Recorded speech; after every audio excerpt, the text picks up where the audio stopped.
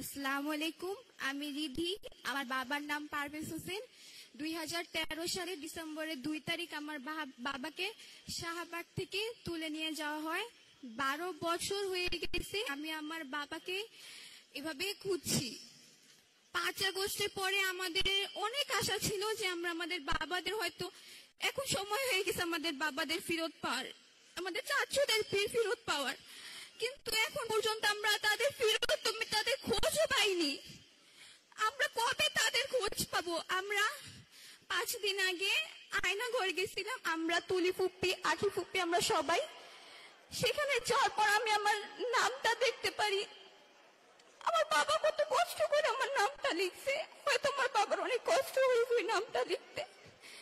আয়না ঘরের অনেক লেখা ওগুলো সব মুছে ফেলছে। স্বৈরাচার সরকার তো নাই, তাহলে তো কে মুছলো এগুলো? আমরা কি আমাদের বাবাদের ফেরত পাবো না? আমরা কি স্বাধীন দেশে স্বাধীনভাবে হাঁটতে পারবো না? আমার ভাই কি আমার বাবার মুখটা দেখতে পারবে? আমরা কবে বাবাদের ফেরত পাবো? আমাদের স্বপ্নগুলো কে পূরণ করবে?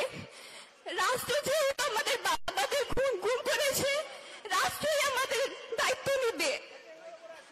আমরা কেন এখনো এইভাবে কান্না করি? আমরা কেন এখনো আমাদের বাবাদের খুঁজে পাইনি?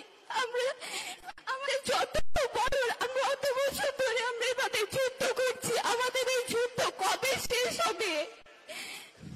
এই সরকারের কাছে আমার অনেক কিছু আশা ছিল যে আমাদের বাবাদের হতো ফেরত আমাদের খুঁজে দিবে, এটার বিচার করবে, কিন্তু এখন দেখছি এমন কিছু না। আমি আমার বাবাকে ফেরত চাই। আমি এভাবে আর কান্না করতে চাই না। আমার বাবাকে আমি জড়িয়ে ধরতে চাই। আমাদের সব স্বপ্ন কে পূরণ করবে? আমি আমার বাবাকে ফেরত চাই। আমি এই ঘুম শব্দটা দিয়ে আর থাকতে চাই না। এটা কেন নাম হয়ে গেছে আমাদের ঘুম? পারভেজের মেয়ে। আমি আশা করি তারেক রহমান চাচু আমাদের বাবার খুঁজে দিবে। খুঁজে না দিতে পারলো এটার বিচার করবে যে আমাদের বাবাদের কেন গুম করা হয়েছিল। দল করা তো কোনো অপরাধ না, দল সবাই করে। এটার জন্য যেভাবে এভাবে গুম করে রাখবে এটা।